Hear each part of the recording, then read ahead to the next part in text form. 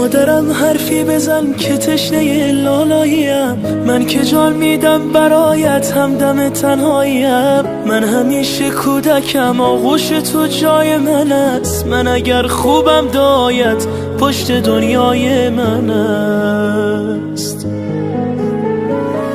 بوسه بر دستان گرمت میزنم شاه دلم، با حضورت خانه روشن میشود ماه دلم. هرچه میخواهد دلم پیش تو پیدا میشود، این همه خوبی چجوری در دلت جا میشود.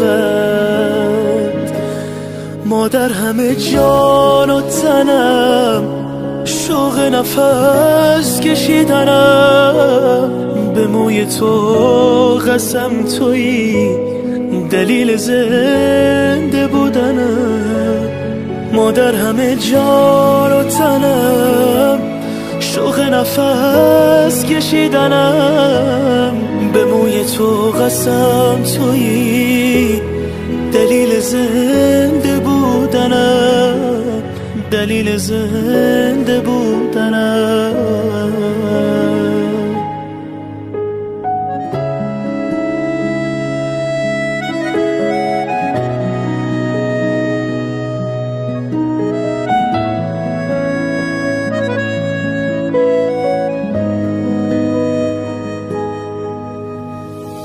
مادرم سنگ صبور بیقراری های من، مرهمی بر زخمای دل تنهای من.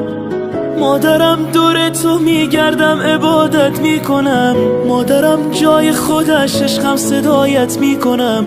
مادرم جانم فدای چهره معصوم تو، هرچه میخواهی بگو من نه نمیگویم به تو. مادر همه جان و تنم، شوق نفس کشیدنم.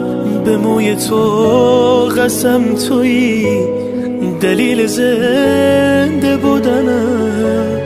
مادر همه جان و تنم، شوق نفس کشیدنم.